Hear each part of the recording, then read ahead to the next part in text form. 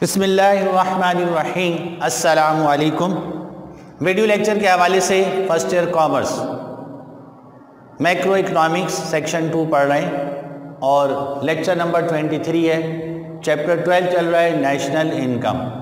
Student, हमने पिछले lecture में methods of measuring national income किए हैं। 3 मेथड्स जो है वो production approach, total income approach और एक्सपेंडिचर अप्रोच। जो थर्ड मेथड चल रहा था उसके प्रिकॉशंस वो आज यहाँ पर इस लेक्चर में। तो तीसरे मेथड के सम ऑफ एक्सपेंडिचर अप्रोच के जो है वो precautions. Number 1, to avoid double counting, दोहरी गिनती से बचना। एक आइटम 2, 3, 4 दफ़ा शुमार हो जाएगा तो उससे नेशनल इनकम बढ़ जाएगी, जो कि गलत होगी, रियल पिक्चर सामने नहीं आ रही होगी। इसलिए इसकी खूब एहतियात करना है कि कोई भी आइटम डबल काउंटिंग में शुमार हो। मिसाल के तौर पे जो है कपड़ा बनता है तो कपड़ा बनने में धागा सबसे पहले जो है वो रेयान बनते हैं। आपने रेयान की कॉस्ट ले ली, फ़र्ज़ करें 100 रुपये रेयान की कॉस्ट आ गई। उससे जो है वो धागा बना, वो धागा 200 रुपये का बिका तो आपने 200 रुपये ले लिया। तो ऐसा नहीं है, 100 रुपये जो उस पर एडिशनल एक्सपेंस है वो शामिल करें, या तो फाइनल धागे की कॉस्ट शामिल कर लें 200 रुपये, या 100 रुपये का रेयान, 100 रुपये उस पर धागा बनाने की कॉस्ट 200 हो गए।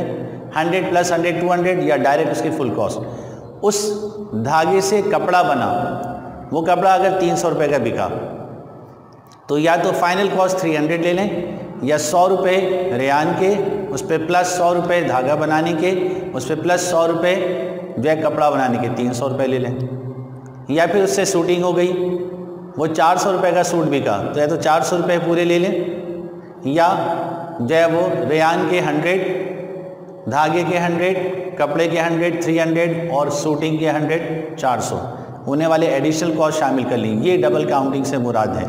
तो इससे अवॉइड करना है, डबल काउंटिंग से बहुत एहतियात करते हुए बचना है। तो फाइनल कॉस्ट ले लें या हर प्रोसेस पर आने वाली एडिशनल कॉस्ट को शामिल किया जाए। तो ये to avoid double counting. Allowance for depreciation, student पहले ही बताया था आपको पिछले मेथड में भी कि जो है वो डेप्रिसिएशन कैलकुलेट करने के सेकेंड ईयर कॉमर्स में काउंटिंग में 5 मेथड्स हमारे सिलेबस में हैं। वो 5 मेथड काफ़ी टिपिकल हैं। हर जो है प्रोडक्शन के एतबार से जो है वो अलग अलग जो है वो मेथड जो लिए जाते हैं। तो एक तो डेप्रिसिएशन निकालना या भूल ना जाए वो, और दूसरा उसकी कैलकुलेशन के मेथड कौन सा सूटेबल मेथड है वो सही इस्तेमाल करना। अलाउंस फॉर डेप्रिसिएशन ये लाजमी है। फिर इनडायरेक्ट टैक्सेस जो है वो लाजमी लेस होंगे, ये भी देखना है, और सब्सिडीज़ लाजमी ऐड करेंगे।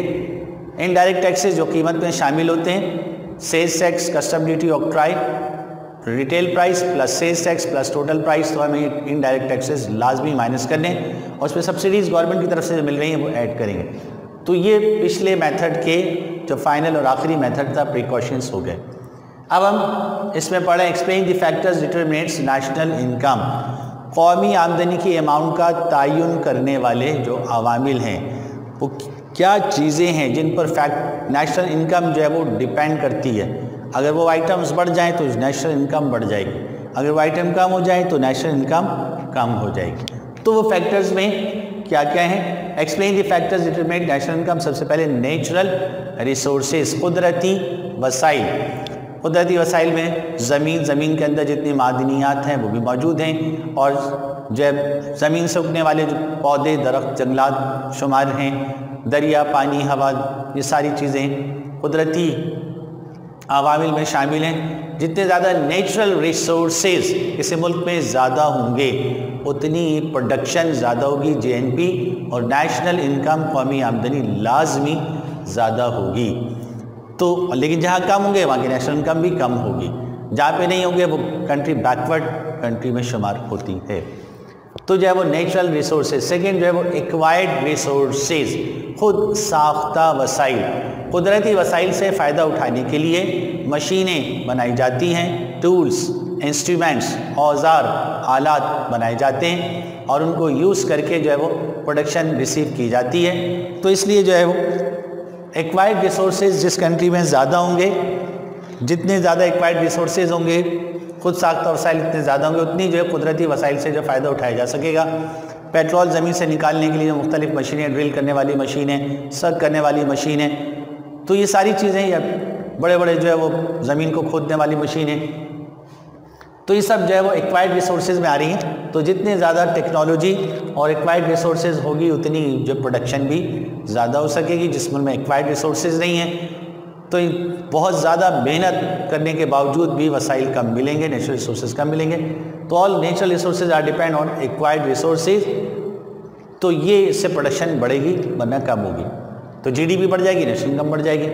एजुकेशन सिस्टम, तालीमी निज़ाम, जिस मुल्क का तालीमी निज़ाम बेहतर से बेहतर होगा वहाँ पे ज़्यादा से ज़्यादा जो है वो टेक्निकल लेबर्स यूज़ हमें जो अवेलेबल होगी, जिसमें इंजीनियर्स हैं और जो अकाउंटेंट हैं और डॉक्टर्स हैं, लॉयर्स हैं, इंजीनियर्स, ये सब टेक्निकल लेबर्स में जितनी ज़्यादा टेक्निकल लेबर होगी उतनी ज़्यादा जो है वो प्रोडक्शन होगी और जितनी कम होगी उतनी प्रोडक्शन भी कम होगी।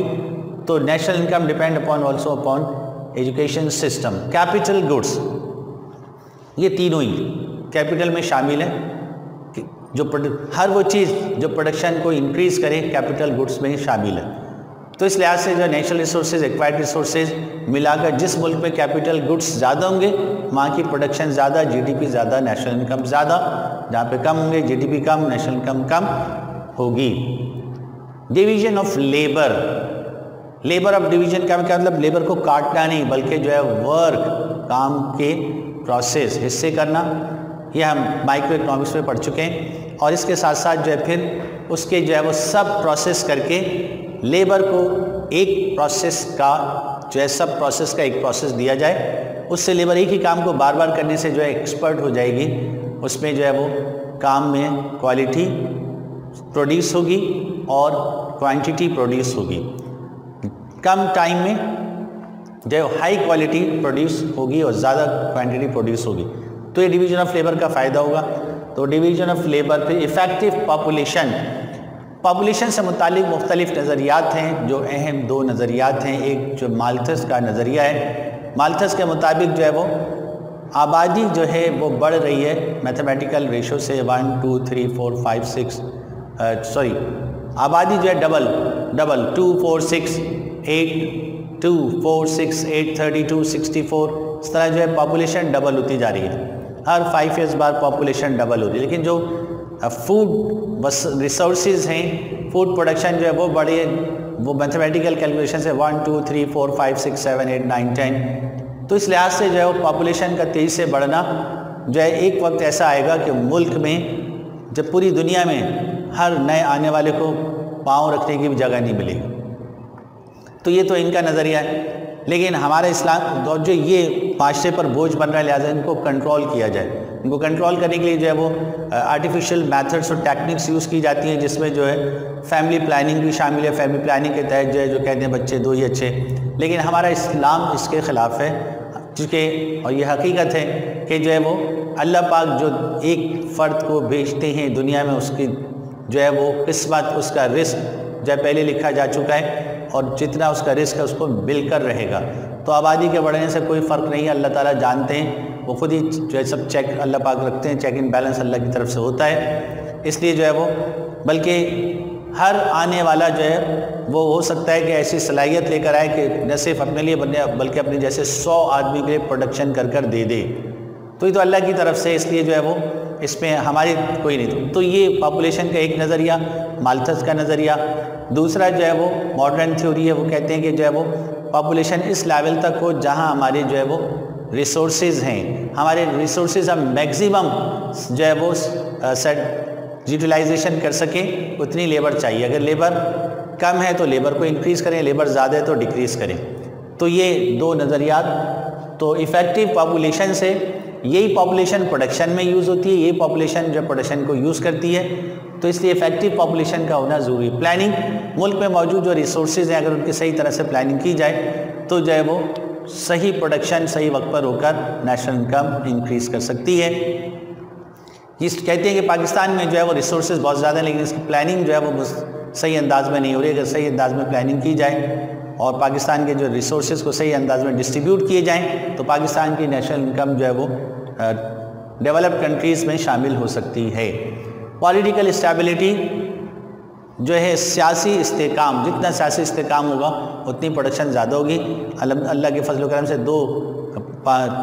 5 साल गवर्नमेंट से उसमें जो है काफ़ी स्टेबिलिटी रही है, पॉलिटिकल स्टेबिलिटी, जिससे प्रोडक्शन में इजाफा भी हुआ है, नए नए प्रोजेक्ट्स भी बने और जो फॉरेनर्स हैं वो पाकिस्तान में इन्वेस्टमेंट करने में फिर से इंटरेस्ट लेने लगे। लेकिन इससे पहले जो है वो जो गवर्नमेंट्स रही हैं कराची में ख़ास तौर पे हालात जो है ख़राब रहे, मुस्तकिल जो है हालात ख़राब होने की वजह से जो है वो आए दिन हड़ताल, कभी 1 हफ्ते की हड़ताल, कभी 3 दिन की, कभी 2 दिन की, ये जो सिलसिला जारी था, जिसकी वजह से जो इन्वेस्टर्स थे न सिर्फ ये कि फॉरेन इन्वेस्टर्स जो है वो भी उन्होंने भी अपना कैपिटल विड्रॉ किया और जो पाकिस्तान के अपने इन्वेस्टर्स थे वो भी कराची से जो है वो मूव करके जो है गवादर और जो है गुजरावाला, गुजरात वगैरह में जाके इंडस्ट्रीज़ लगा कर इन्वेस्टमेंट करने लगे, या फिर इसको फॉरेन कंट्रीज़ में जाके इन्वेस्टमेंट किया। तो जो है वो ये पॉलिटिकल स्टेबिलिटी भी जो है वो मुल्क में कैपिटल के इनफ्लो का ज़रिया बनती है, प्रोडक्शन का ज़रिया बनती है, प्रोडक्शन बढ़ती है, नेशनल इनकम बढ़ती है। विलीनेस टू वर्क, काम करने का जज्बा, तो जिस लेबर में काम करने का जज्बा बहुत ज़्यादा होगा वहाँ की प्रोडक्शन ज़्यादा होगी, नेशनल इनकम ज़्यादा होगी, वरना कम होगी। Quality and quantity of labour, ये हमारा इसमें जो है वो कवर हो चुका है इफ़ेक्टिव पॉपुलेशन में। तो जितनी ज़्यादा जो है वो क्वालिटी प्रोडक्शन होगी, लेबर ज़्यादा क्वालिटी में ज़्यादा मिकदार में प्रोडक्शन करेगी, और क्वांटिटी ऑफ लेबर तो ये इसमें हमारा कवर हो गया। Saving, consumption and investment function. Saving से कैपिटल फॉर्म होता है, कैपिटल को री इन्वेस्ट करके जो है वो प्रोडक्शन को बढ़ाई जाती है, और तो सेविंग और कंजम्पशन से जो है वो डिमांड बढ़ती है। इसमें बैलेंस रखना है। अगर सारी इनकम हमने कंज्यूम कर दी तो सेविंग नहीं होगी, सेविंग नहीं होगी तो कैपिटल फॉर्मेशन नहीं होगी, इन्वेस्टमेंट नहीं हो सकती, तो मुल्क में डिस्टर्बेंस होगी। और अगर सारी जो है वो सेविंग कर ली, सेविंग है, इन्वेस्टमेंट है, प्रोडक्शन है, लेकिन मार्केट में डिमांड नहीं है, तो भी बेकार। इसमें बैलेंस लाना ताकि सही अंदाज में नेशनल इनकम, तो ये सारे फैक्टर्स हैं जो नेशनल इनकम को डिटर्मिनेट करते हैं। ये अगला हमारा टॉपिक है, what are the problems in measuring national income. जब हम कौमी आमदनी की पैमाइश करने जाते हैं, जो हमने पिछले में लेक्चर में पढ़ा है methods of measuring national income 3, तो उसमें कुछ प्रॉब्लम्स आती हैं। तो ये प्रॉब्लम्स स्टूडेंट सामने ला रहे हैं। Lack of complete information, Pakistan के हवाले से ख़ासतौर पे नेशनल इनकम कैलकुलेट करने के लिए जो है घर घर जाके उनकी इंफॉर्मेशन डाटा कलेक्ट करना पड़ता है, लेकिन वो डाटा कलेक्ट करने के लिए जो लोग सही तौर पे जो है डाटा प्रोवाइड नहीं कर पाते। उसकी वजह ये कि कुछ लोग हिसाब किताब रखने को तरजीह नहीं देते और इस्लामी पॉइंट ऑफ व्यू से कहते हैं कि जब बरकत ख़त्म हो जाती है, और कुछ लोग अनपढ़ हैं, एजुकेशन सिस्टम ना होने की एजुकेशन ना होने की वजह से वो हिसाब नहीं रखते। तो lack of complete information, danger of double counting, जैसे यहाँ बताया, तो इससे बचना है, इसको खूब एहतियात करनी है, डबल काउंटिंग नहीं होनी चाहिए।